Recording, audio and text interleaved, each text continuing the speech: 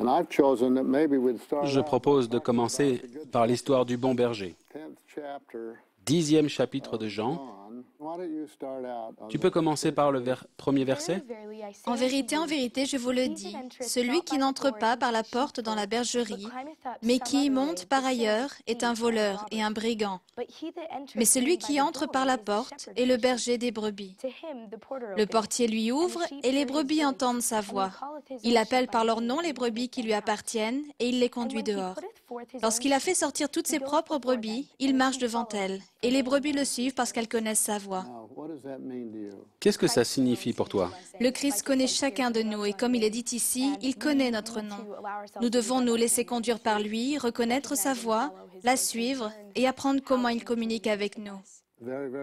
Très très bien. Nick, est-ce que tu apprends à reconnaître la voix du bon berger? Comment tu t'y prends? Je pense que les choses du monde ont leur propre sonorité qui est différente de la voix du Seigneur. On peut vraiment sentir la différence entre quelque chose du monde et quelque chose qui vient du Seigneur. C'est une grande leçon.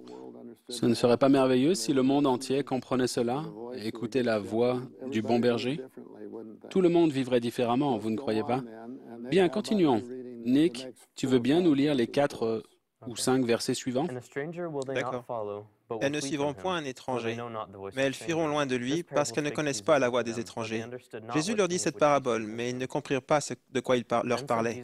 Jésus leur dit encore, en vérité, je vous le dis, je suis la porte des brebis. Tous ceux qui sont venus avant moi sont des voleurs et des brigands. Mais les brebis ne les ont point écoutés.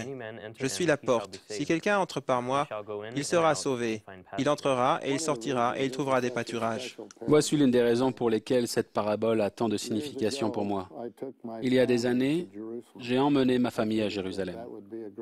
Je me suis dit que ce serait un très bon moyen de lui laisser un souvenir parce qu'il durerait bien plus longtemps que quelques dollars s'il me restait des dollars, ce qui n'est pas le cas. Nous sommes allés dans le champ des vergers.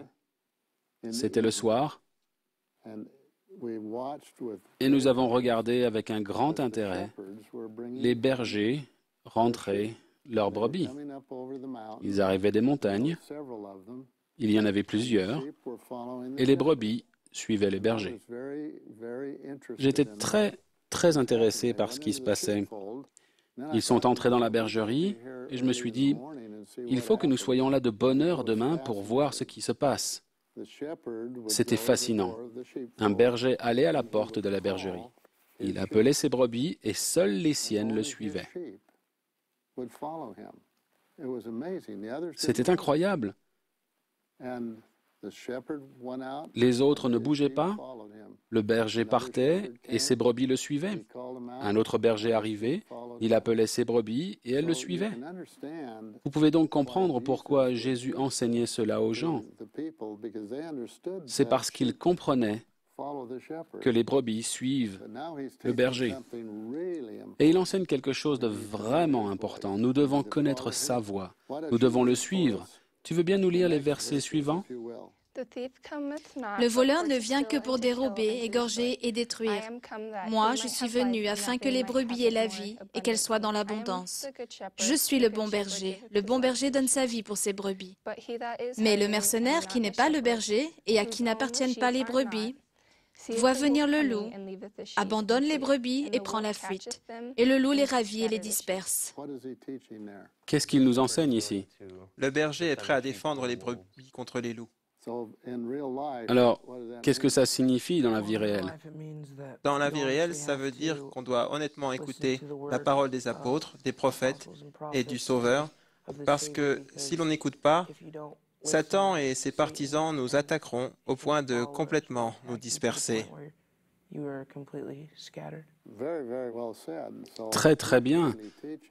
Donc, ce qu'il nous enseigne, c'est, regarde, tout ce dont tu as besoin pour trouver la paix, la joie et le bonheur, c'est de me suivre, de m'écouter et de m'accepter comme le bon berger.